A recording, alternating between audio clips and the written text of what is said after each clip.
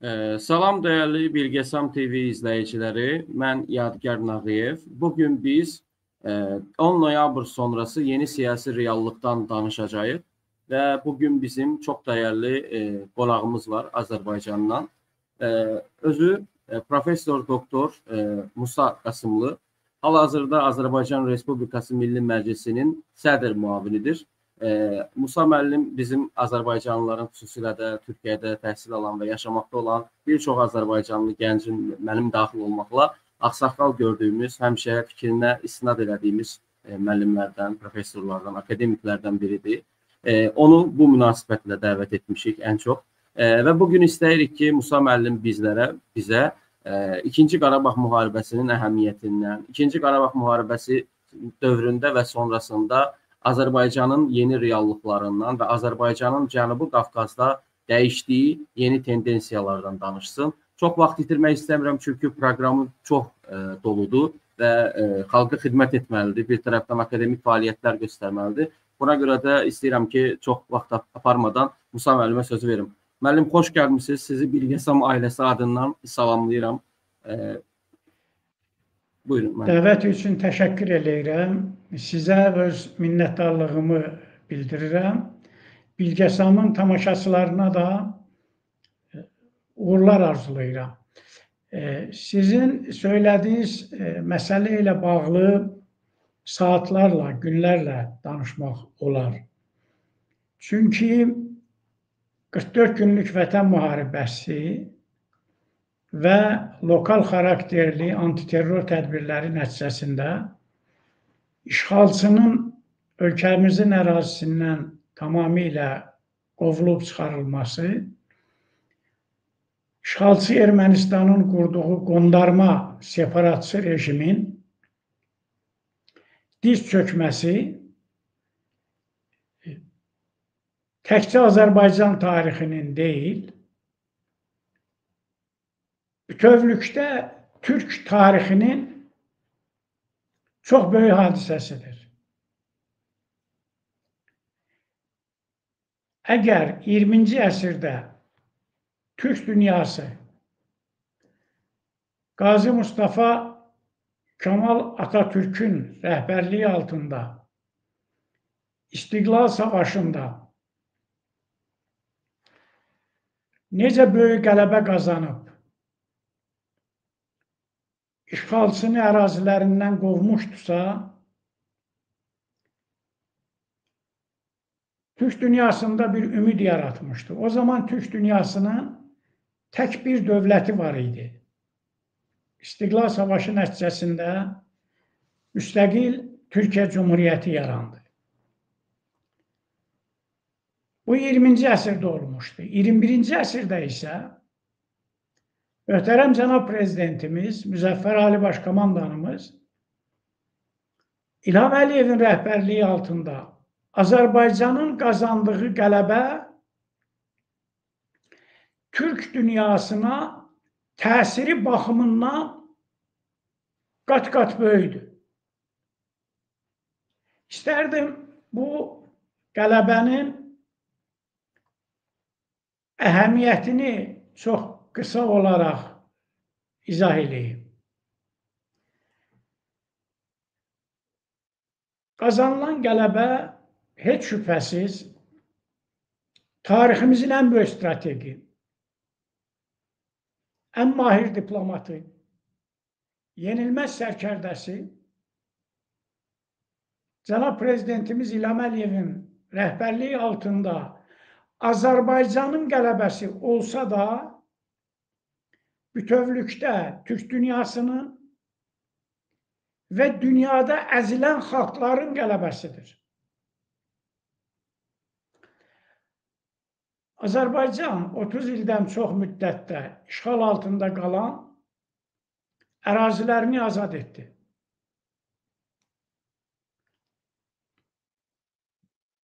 Heç bir xarici yardım olmadan Azərbaycan bunu etdi. Qazanılan qələbə təkcə hərbi qələbə deyil. Bu eyni zamanda cənab prezidentimizin yürütdüyü siyasətin, diplomatiyanın qələbəsidir və Azərbaycan milli mənəvi ruhunun qələbəsidir.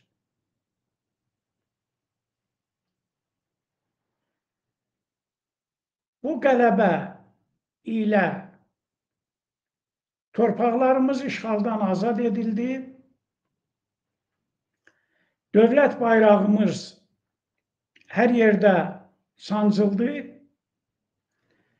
və 2003-cü ildə oktyabrın 31-də dövlət başçımız ilk dəfə prezident seçiləndə and içərkən demişdi ki, Azərbaycan ərazilərinin bir qarışı da düşmən işğalı altında qalmayacaq. Hansı vasitələrlə olursa olsun o azad ediləcəkdir. 2003-cü ildə dediyini etdi. 2003-cü il oktyabrın 15-də cənab prezidentimiz dövlət başçısı seçilmişdi. 2023-cü il oktyabrın 15-də Xankəndidə bayrağımızı ucaltdı.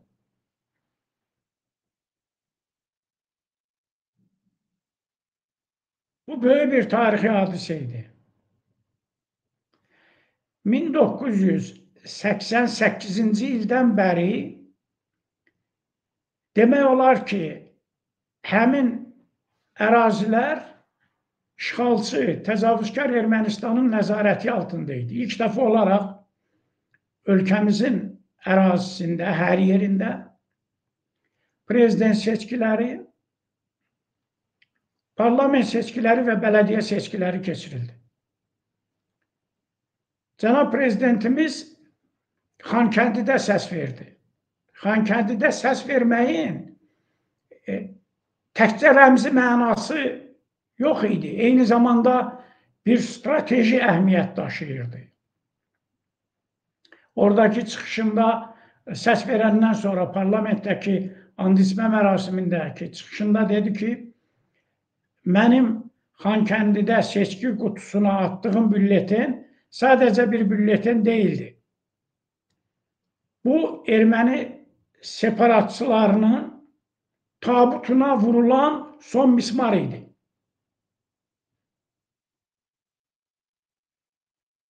Miatsum ideyalarına son qoyuldu. Bu hadisə orta əsrlərin səlib yürüşlərindən bəri quraşdırılan planların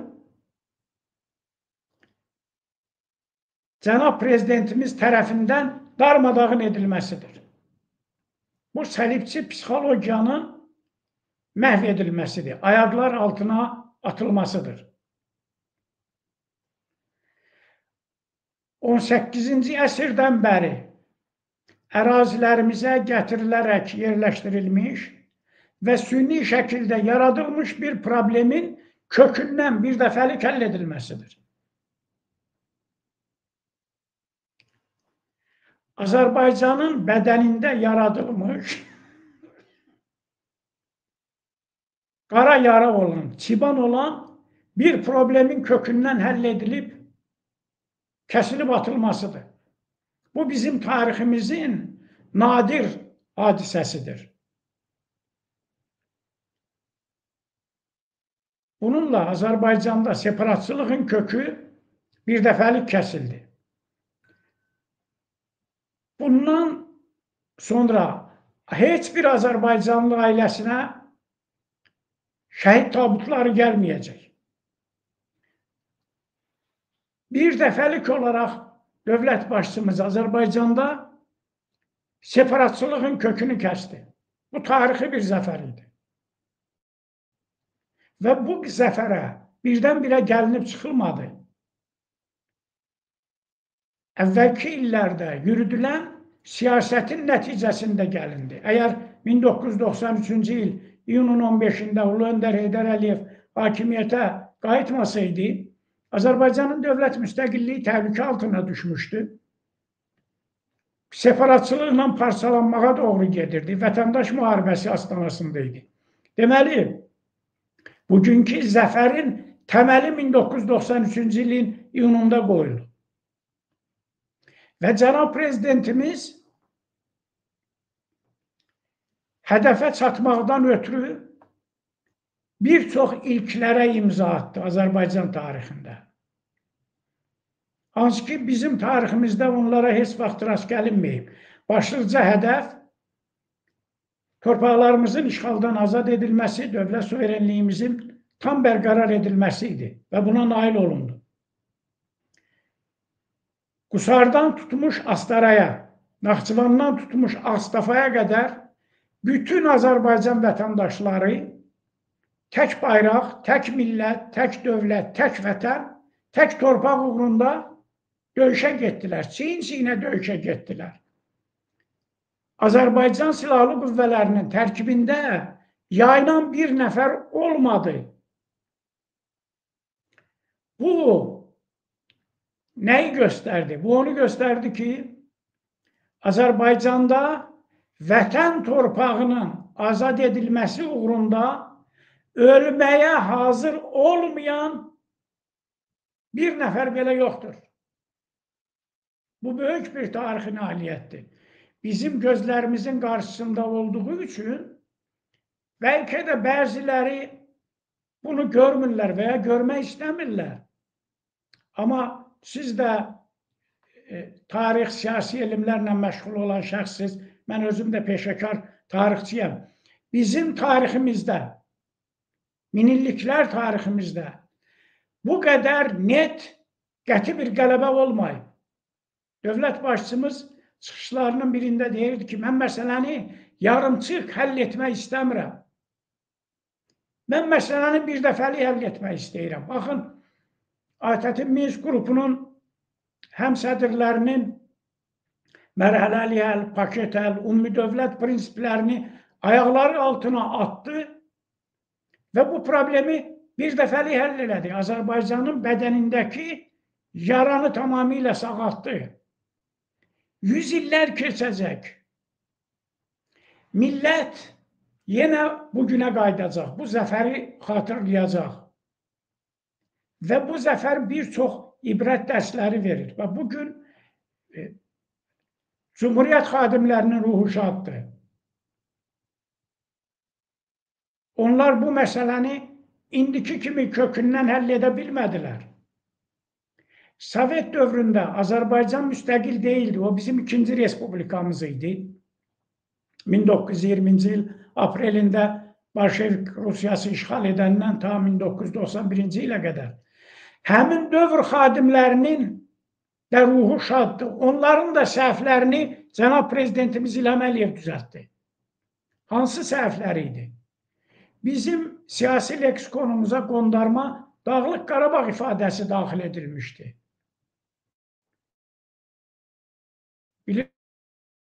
Bilirsiniz, 10 noyabr tarixli 3 tərəfli bəyanatda Dağlıq Qarabağ ifadəsi yoxdur. Bu, 100 ildən çox bir müddətin səhvinin Müzəffər Ali Başkomandanımız, möhtərəm cənab prezidentimiz İlham Əliyev tərəfindən düzəldilməsi idi.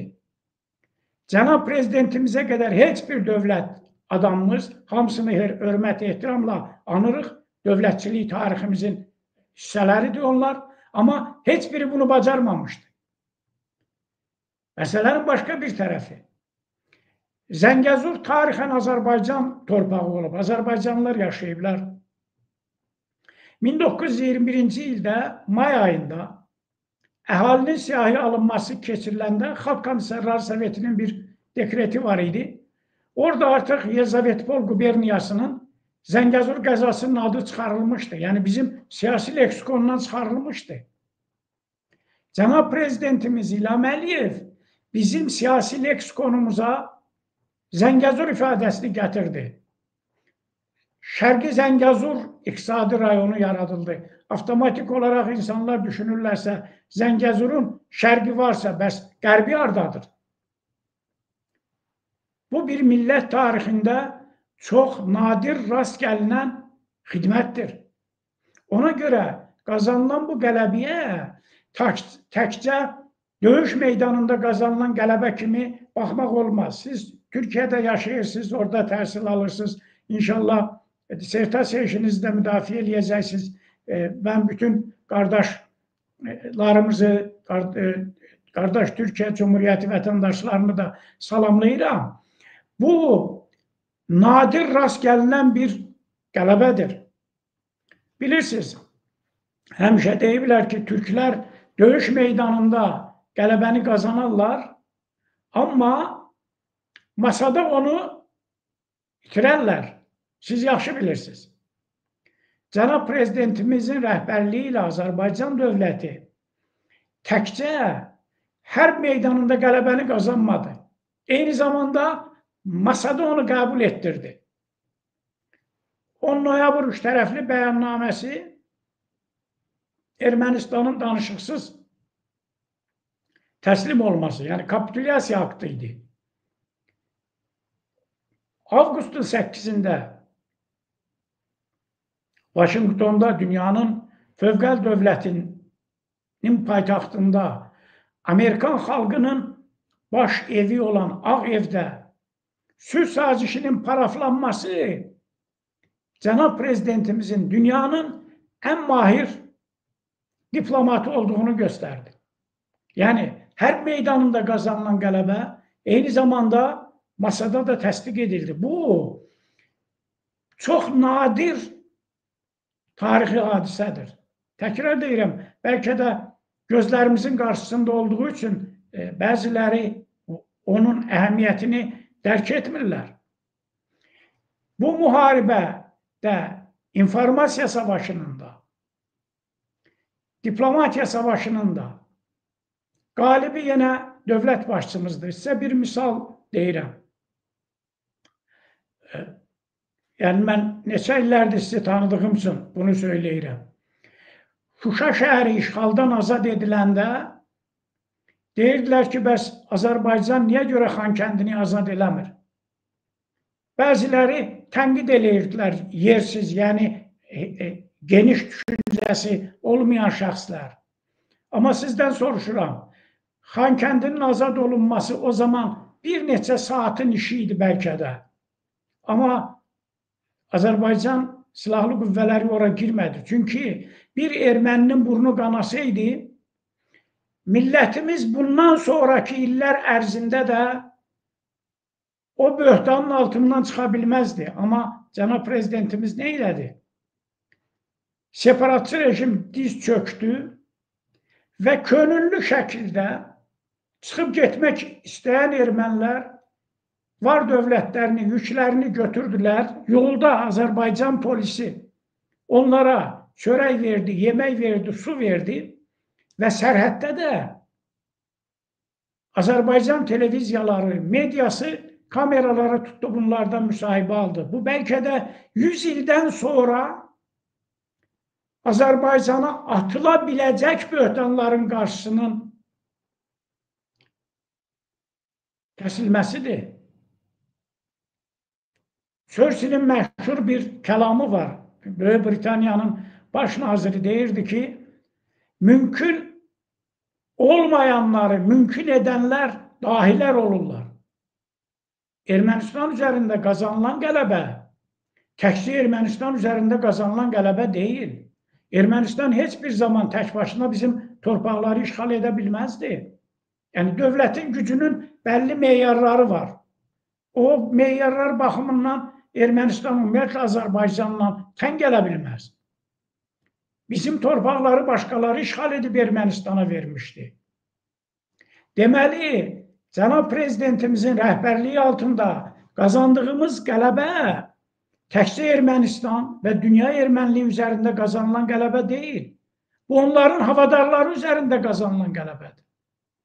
Və tariximizdə ilk dəfə olaraq dövlət başçımız göstərdi ki, bir dövlətin böyüklüyü onun ərazisi ilə ölçülmür. Bir ölkənin böyüklüyü onun əhalisinin sayı ilə müəyyənləşmir. Onun yaratdığı dəyərlərlə və dövlət başçısının zəkası ilə ölçülür.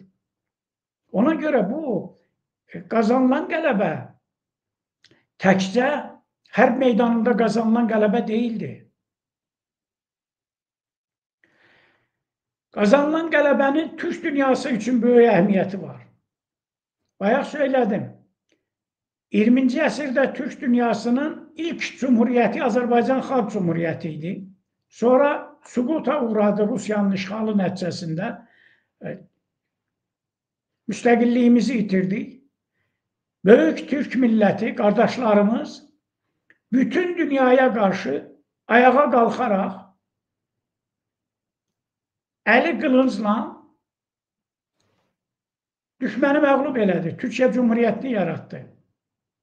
O vaxt Mustafa Kemal Paşanın bir sözü var idi. Deyirdi ki, əgər düşmənlər bizim şərtlərimizi qəbul etməsələr, bu məsələ qılıncla həll ediləcəkdir. Cənab Prezidentimiz 21-ci əsrdə dedi ki, əgər düşmən öz xoşu ilə bizim ərazilərimizdən çıxıb getməsə, biz bu məsələni silahla həll edəcəyik. Görün nə qədər iki dövlət xadimi arasında oxşarlıqlar var. 20-ci əsrdə Mustafa Kemal Paşa, 21-ci əsrdə Cənab Prezidentimiz İlham Əliyev. Ona görə Azərbaycanın qazandığı qələbə Türk dünyasının başını uca etdi. Dövlət başçımız 21-ci əsri faktiki olaraq kəsri etdi. Bugün Türk dövlətləri təşkilatları var. Onların hamısı Azərbaycanla fəxr eləyirlər. Müstəqil dövlətləri olmayan Türk xalqları var. Onlar Azərbaycanın qələbəsindən nümunə götürürlər. Bu qələbə onların özünə inamını artırdı. Ona görə sadəcə biz bu qələbəyə Azərbaycanla coğrafiyası ilə baxmamalıyıq. Bu, Türk dünyasının başını uca edən, Türk dünyasına yol göstərən bir qələbədir. Bu qələbə Cənubi Qafqazda tamamilə yeni şərait yaratdı. Bugün diqqət eləyin, şərqlə qərb, şimalla cənub Azərbaycansız demək olar ki, nəqliyyat, kommunikasiya sahəsində bir-biri ilə asan əlaqə saxlaya bilmirlər. Hamısı Azərbaycana möhtacdır. Çox sadə bir misalı söyləmək istəyirəm.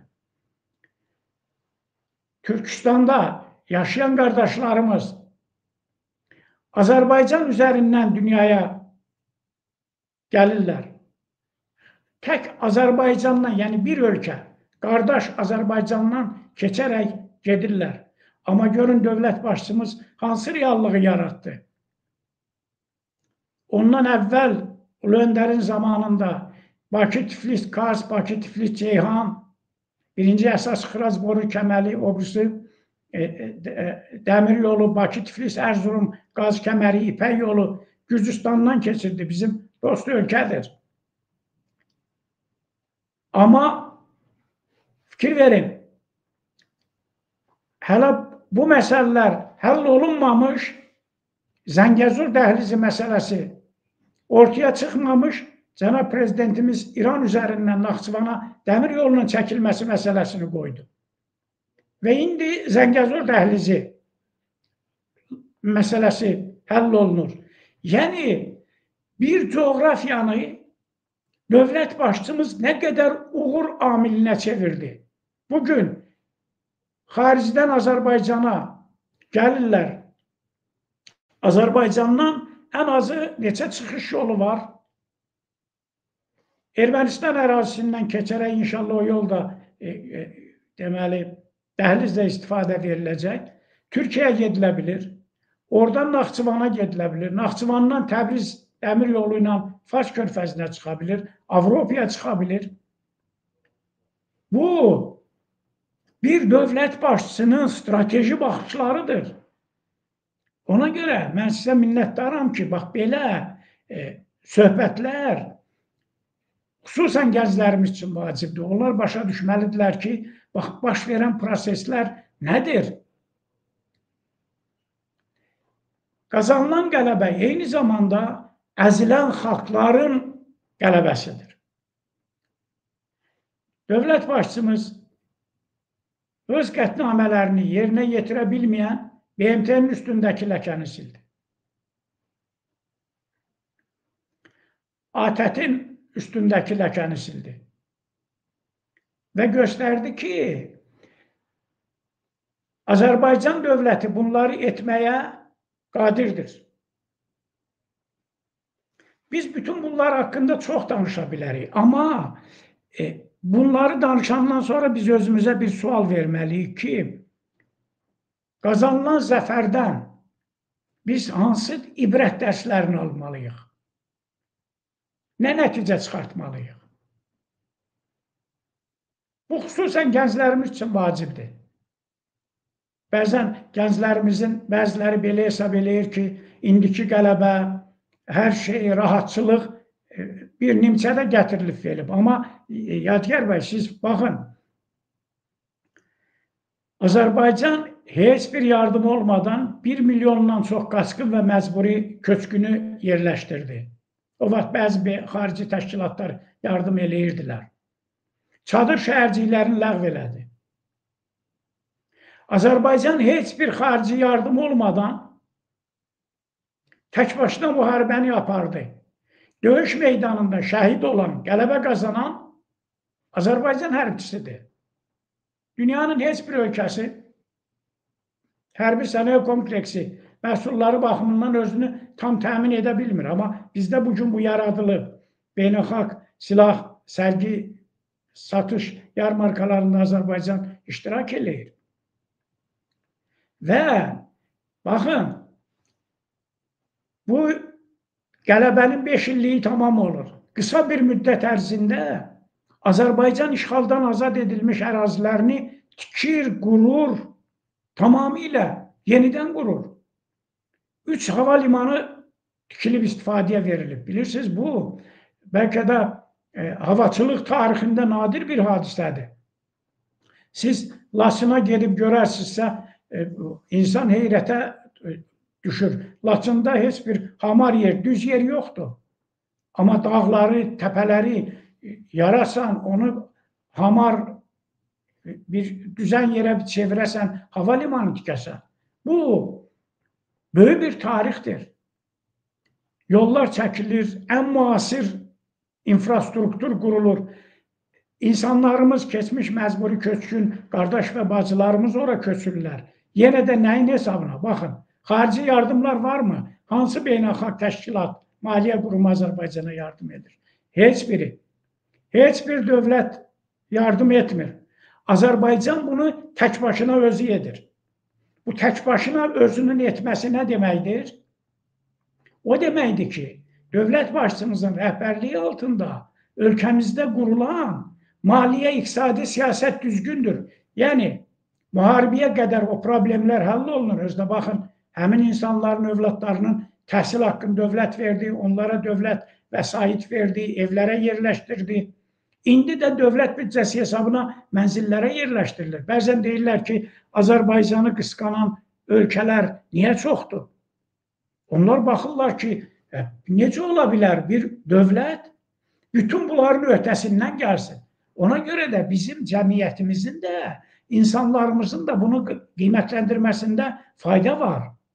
Yəni, son 30 ildə, bəlkə də biz 300 ildə keçilən bir yolu keçdik. Həm Sovet sistemin müstəqilliyi illərin işğalı, qaçqın məcburi köçkünləri və insanlarımızın ora qaytarılması, ora eyni zamanda bizim milli, mənəvi, ruhani dəyərlərimiz qayıdır. Cənab Prezidentimiz məscidləri bərpa eləyir, tikir.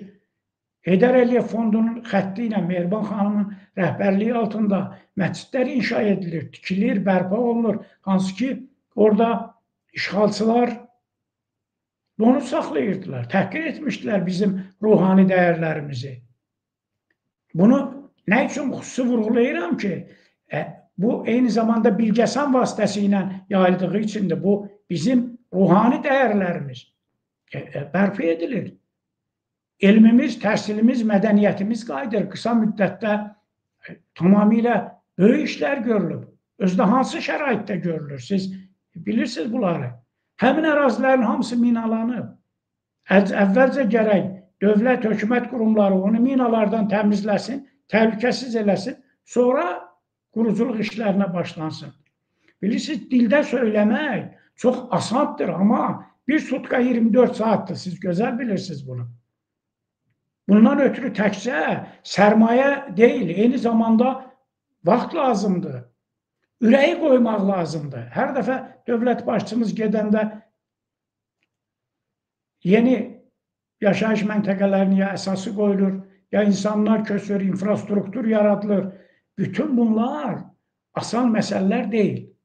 Deməli, biz özümüzə bayaq söylədik, bir sual verməliyik. Bütün bunların hamısının qədir qiymətini bilməkdən ötürü.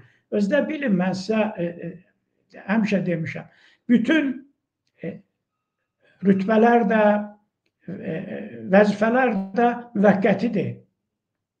Amma millətimiz, dövlətimiz əbədidir. Deyək ki, növbəti vaxtda mən millət vəkili seçilməyə də bilərəm. Bu normal bir şeydir. Amma biz bir sual verməliyik ki, biz hansı şəraitdə torpaqlarımızı itirmişdik, torpaqlarımız işğal olunmuşdu. Bu tək bizim Azərbaycan vətəndaşlarına aid deyil. Eyni zamanda qardaşımız Türkiyə Cumhuriyyətinin vətəndaşlarına da aiddir. Bəs hansı şəraitdə Azərbaycan torpaqlarını işğaldan azad etdi? Bizim bu məsələlərdən ibrət dərsi almaqda ana sualımız, əsas sual bu olmalıdır. Biz hansı şəraitdə torpaqları itirdik? Azərbaycanda dövlət zəif idi, xaos, anarxiya hökm sürürdü, başı pozğunluqdur, hakimiyyətin qanadları arasında intriqalar var idi və torpaqlarımız işğal olundu. Bəs torpaqlarımız hansı şəraitdə işğaldan azad edildi? Azərbaycanda güclü dövlət olanda, sabitlik olanda və qüdrətli dövlət rəhbəri olanda. Siz Türkiyə tarixində yaxşı bilirsiniz, mən də bilirəm, Türk millətlərinin tarixində nə var? Hara getdilər, birinci dövlət yaradarlar. Yəni, dövlət qurucu xalqlardır.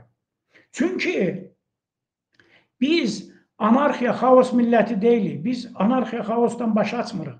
Bizi irəli aparan dövlətdir. Dövlət güclü olmasa, dövlət xadimi qüdrətli olmasa, yenilməz olmasa, Türk millətləri heç bir yerə gedib vara bilməzlər, məqsədlərinə çata bilməzlər. Bizi də 88-ci ildən bəri milli ideyamıza, hədəfimizə qüdrətli dövlətimiz, qüdrətli dövlət rəhbərimiz, möhtərəm cənab prezidentimiz İlham Əliyev çatdırdı. Millət onun arxasında birləşdi. Bir nəfər yayınanın olmaması nə deməkdir? Çünki millət dövlət başçısına inandı. İnanmaq da siz gözəl bilirsiniz. Elə boşuna olmur. Yürüdülən siyasəti insanlar görür, əmin olurlar ki, yürüdülən siyasət millətin faydasınadır, onun faydasınadır. Vaxt vardı Bakıda küçələrə çıxmaq mümkün deyildi. Siz bilirsiniz, elə dünyanın şəhərlərində, ölkələrində şəhərlər var ki, insanlar ora axşam küçələrə çıxa bilmirlər. Amma Bakıda və Azərbaycanın hər yerində gecə yarısına qədər insanlar sərbəst şəkildə gəzə bilirlər. Deməli, bundan sonraki bizim milli hədəflərimizə çatmağımızın yolu nədən ibarətdir? Bu nədən ibarət olmaqdan ötürü yenə bir suala cavab verməliyik. Bizi hansı siyasət zəfərə gətirdisə, o siyasət davam etdirilməlidir. Hansı siyasət millətin başını uca etdisə, üstündəki ləkəni sildisə, o siyasət davam etdirilməlidir. Azərbaycanda güclü dövlət olmalıdır, sabitlik olmalıdır, millət dövlətinin yanında olmalıdır və hamı əl-ələ verib bundan sonraki milli hədəfini reallaşdırmaq uğrunda çalışmalıdır. Çünki min illiklər bundan sonra bizim dövlətimiz də, millətimiz də əbədiyyə olacaq və bugünkü tarixdən gələcək nəsillər qürur duyacaqlar, fəxr eləyəcəklər ki, belə bir zəfər qazanıldı. Bu zəfər möhtəşəm bir zəfərdir. Bizim tariximizdə rast gəlinməyən, misli bərabəri olmayan bir zəfərdir. Ona görə hamı dövlətin yanında olmalıdır. Allah şəhidlərimizə rəhmət eləsin. Bugün onların da ruhu şaddır. Və hesab eləyirəm ki, bütün əzilən xalqlar Azərbaycanın bu qələbəsi ilə sevinir. Haqsızlığa uğrayan xalqlar Azərbaycandan nümunə götürürlər. Bu bizim milli dövlətçilik tariximizin nadir hadisəsidir və onun qədrini, qiymətini də bilmək lazımdır və düşünürəm sizinlə bu söhbətimiz hər halda təsirsiz olmaz. Təşəkkür edirəm Musa müəllim dəyərli fikrinizə görə. Həqiqətən çox dolğun, tarixi xronologiyaya əsaslanaraq Azərbaycanın bu zəfərinin arxasındakı əsas fenomenlərdən danışdınız, əsas anlayışlardan danışdınız ki, bu vəsilə ilə də biz və əminəm ki, bundan sonra bizi izləyəcək hər kəs Azərbaycandakı o potensialı da görmüş olacaq. Çünki indi biz xaricdəyik, Azərbaycandan kənardayıq, hər nə qədər qardaş Türkiyə Respublikasında olsaq da, İstər-istəməz bizim zəfərimiz barəsində müxtəlif fikirlər səsləndirilir, müxtəlif fikirlər yürüdülür. Amma hər dəfə məkirli fikirləri də görmək mümkündür. Amma siz və sizin kimi olan ziyalılar vasitəsilə, diasporamızın da gücü ilə birlikdə bu real həqiqətlər insanlara çatdırılır və çatdırılmalıdır da. Əks təqdirdə, yəni qarşı tərəf hər zaman olduğu kimi öz dezinformasiyasından geri qalmaz. Musa müəllim, mən də sizə bir şey deyim, o söylədiniz saxta informasiyalarla bağlı. Bilirsiniz, Azərbaycan ləyaqətli bir dövlətdir və müharibəni də ləyaqətlə apardı. Bilirsiniz ki, hərbi obyektlərdən başqa heç bir yer vurulmadı. Mülki əhali, mülki obyektlər zərər görmədilər. Bir anlıq təsəvvür eləyin, əgər düşmən xırda bir fakt tapsaydı, indi bütün dünyada onu əlinə bir, belə deyək, əski parçası eləyib gəzdirirdi. Azərbaycan sözü ilə işi bir olan bir dövlətdir. Ləyaqətli bir dövlətdir. Hamı ilə bərabər əsasda davranan bir dövlətdir və heç bir zaman, heç bir kəsə hökm dili ilə danışmağa icazə vermir. Dəxli yoxdur. Böyükdür, ərazisi həmin ölkənin kiçiyidir, nüvə silahı var, yoxdur, nəyi var, nəyi yoxdur. Bundan asılı deyil. Ona görə bizim bugünkü tariximiz gələcək nəsillər üçün də çox qürur vericidir, fəxr edicidir. Min illiklər keçəcək insanlar, gələcək nəsillər bu tarixi öyrənəcəklər və qürur duyacaqlar. Həmin tarixin böyüklüyü onda daha yaxşı görünəcək. İndi bəziləri onu görmək istəmirlər. Siz deyirsiniz ki, böhtan atırlar, eləyirlər. Sizə asan gəlməsin. 100 illiklərin planının vurulub dağıdılmasını nə deməkdir? Bu, həmin planları quran ölkələrə vurulan zərbədir. Ona görə biz öz dövlətimizin, millətimizin, dövlət rəhbərimizin qədrini bilməliyik. Bizi irəli aparan, bizim inkişafımızın təməlində həmişə söylərəm. Güclü dövlət dayanır, sabitlik dayanır, millətin dövlət yanında dayanması dayanır və qüdrətli dövlət rəhbəri dayanır. Əgər Azərbaycanda qüdrətli dövlət rəhbəri olmasaydı, biz bu qələbəni qazana bilməzdik. Ona görə də bu qələbənin baş memarı cənab prezidentimiz Müzəffər Ali Başkomandanımız İlham Əliyevdir. Və millət onun ətrafında dəmir yumruqda birləşərək getdi, düşməni əzdi, diz çöktürdü və baxın, qalib millət yarandı. Bizim həyatımıza cənab prezidentimiz bayram günlərini gətirdi. Həmişə siz yaxşı bilirsiniz, insanlar gedirdilər, anırdılar Ağdamın işğalı günü, nə bilim, digərlərinin. Amma dövlət başçımız bizim həyatımıza şəhər günlərini gətirdi. Amma bu eyni zamanda tarixi keçmişin unudulması demək olmamalıdır. Bizim tariximizdə ilk dəfə qənimətlər parkı yaranıb. Bu 100 illər keçəcək, bizim gələcək nəsillərimiz, nəvələr, nəticələr hamısı gedəcəklər. Baxacaqlar millət necə bir qələbə qazanıb. Zəfər Parkı Xankəndidə də var, Bakıda da var. Bunlar bizim tariximizdə heç bir zaman olmayıb. Ona görə bizim hər birimiz üçün qırmızı cizgi dövlət və milli maraqlar olmalıdır. Müxtəlif fikirlər ola biləcək. Bu Binəyi qədimdən belədir. Allah yaradıb. Amma dövlət və milli maraqlarda qətiyyən güzəştə getmək olmaz.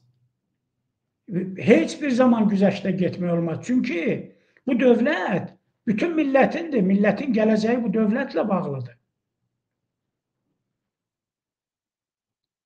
Çox doğrudur, mənim, çox doğru.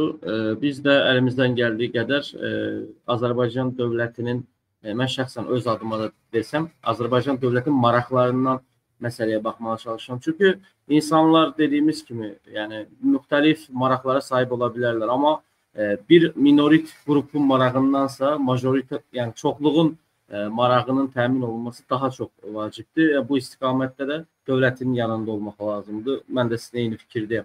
Həmçinin mən də bir şəhid ailəsinin üzvü olaraq qeyd etmək istəyirəm ki, həqiqətən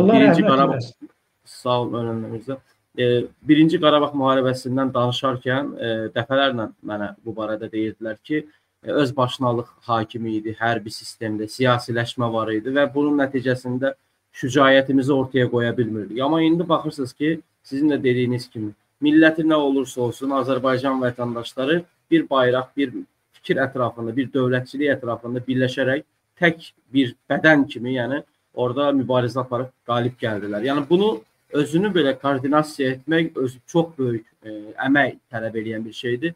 Həqiqətən mən izlədikcə gün-gün o bizim uğurlarımızı xəritə üstündən xəbərlərdən bunu özüm şahid oldum ki, və dedim ki, kəşkə dedim 1-ci Qarabağ müharibəsi zamanında da belə bir koordinasiya olsaydı, kəşkə Heydər Əliyev daha əvvəl gəlmiş olsaydı, amma artıq tarixə bir şey deyə bilməyəcəyimiz üçün sadəcə sevinirəm ki, yəni heç olmasa 1-ci Qarabağ müharibəsindəki o səhvlər olmadı. Daha qısa bir zaman ərzində, 44 gün ərzində davamında gələn antiterror əməliyyatları ilə bu məqsədimizə çatmış oldu. Həqiqətən mən də çox sevindim.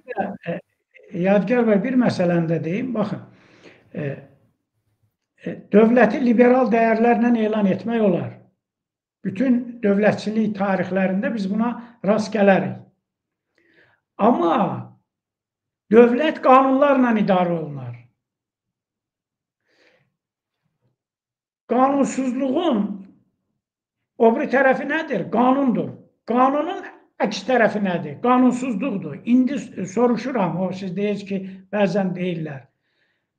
Sərt qanun yaxşıdır, yoxsa anarxiya, xaos, qanunsuzluq yaxşıdır? İnsanın küçəyə çıxa bilməməsi, evində yata bilməməsi yaxşıdır. Deməli, dövlətdə qanunlar işləməlidir. Qanunlar, baxın, həmişə mən söyləyirəm, nə deyirlər? Deyirlər Allahın ədaləti. Belədir, ədalətli qanunlar, dövlətin ədaləti. Binəyi qədimdən deyirlər, padşahın ədaləti.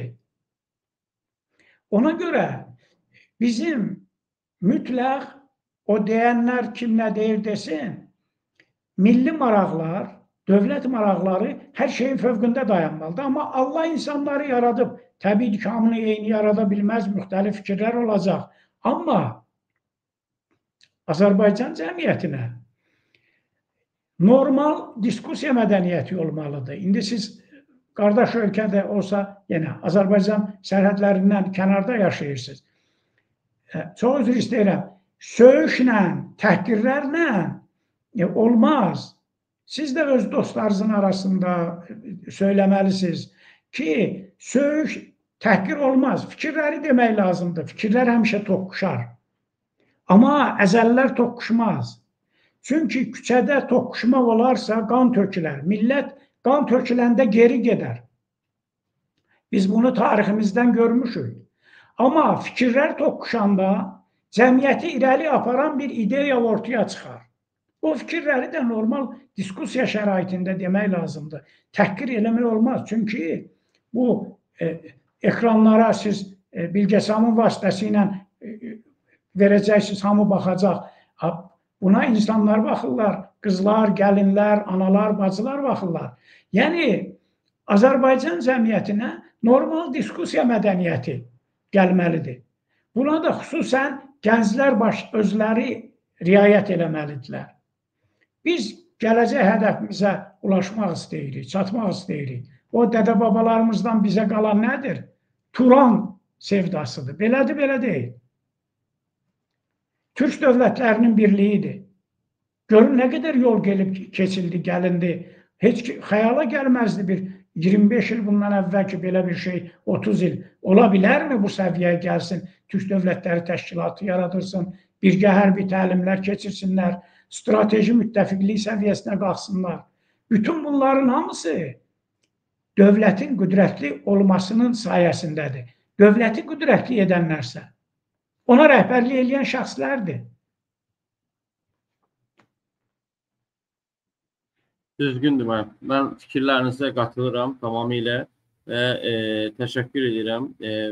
Son olaraq da biz bağlanış nitqi olaraq da belə deyək ki, ümid edirik ki, Cənubi Qafqazımıza bu 2-ci Qarabağ müharibəsindən sonra, zəfərimizdən sonra, yeni yaranan reallıqlardan sonra bir güc, birlik, əməkdaşlıq, sülh gələr və hal-hazırda gedilən o proses Ermənistan ilə başladılan və daha da dinamikləşən normallaşma prosesi öz hədəfinə çatar və beləliklə həm qarşı tərəf o uzun müddətli iqtisadi çətinliklərini qırar və anlayar ki, əslində 30 il əvvəl Azərbaycan ilə belə bir mübarizə, belə xəyallar uğrunda insanlara qarşı şiddət, terror edilməsəydi, nələr qazana biləcəkdilər.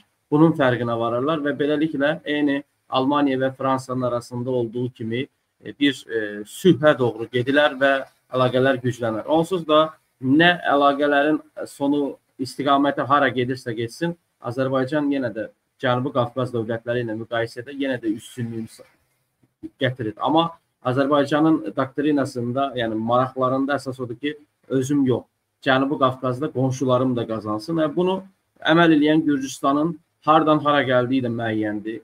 Gürcüstana yatırılan yatırımlar da müəyyəndir. Gürcüstanın Azərbaycan ilə yaxşı əlaqələr quraraq əldə etdiyi gəlirlər də bəllidir. Gürcüstan xalqı da bunu bilir. İndi erməni xalqı da otursun, düşünsün və düşünüb də indiki öz liderlərini dəstəkləyirlər. Biz də bu sülh üçün əlimizdən gələn imkanları qonşularımızla paylaşırıq. Ermənistanla da əlaqələri quraraq onlara da bu imkanların nələr qazandıra biləcəyini göstərəcəyimizə inanıram və beləliklə də sülhün Cənubi Qafqaza gələcəyini, bu üç xalqın birləşərək böyük imperialistlərə qarşı bəlkə gələcəkdə yenə əməkdaşlıq edəcəyini, birlik göstərəcəyinə ümid edirəm ki, heç olmasa nə qədər çox xarici müdaxilə Cənubi Qafqazdan azalarsa, o qədər çox sülh olar deyə düşünürəm və sizə də çox təşəkkür edirəm dəyərli Musa müəllim. Çox dəyərli zamanınızı bizimlə paylaşdınız, amma ümid edirəm ki, bu video faydalı olacaq. Sizi dinləyəcək gənclər, orta yaşlılar, böyüklər nəsə buradan dərs çıxarmaya çalışacaq. Çünki gündəlik xəbərlər, oxuduqları məlumatlar o qədər belə tələmtələsikdir ki, dərin, dolğun məlumat əldə eləmək olmur. Bunun üçün gərək gedib universitetdə təhsil alasan ya da başqa bir şey. Amma burada həqiqətən akademik və hər insanın başa düşəcəyi bir dildə bu proses izah edildi və həqiqətən mən çox məmnun qaldım. Sizlərə bir daha çox təşəkkür edirəm Musa müəllim. Növbəti görüşlərdə görüşmək üzrə və bunu deyərkən də bütün şəhidlərimizə Allahdan rəhmət diləyirik, qazilərimizə də şəfaət edirik. Bütün xalqımıza da bu uğur münasibəti ilə təbrik edirik. Yaşasın Azərbaycan, Qarabağ Azərbaycan. Yaşasın, bəli. Sağ olun, çox minnətdarım. Var olun. Çox sağ olun. Sağ olun. Faydalı işlər görürsünüz. Təşəkkür edirəm. Sağ olun. Çox sağ olun.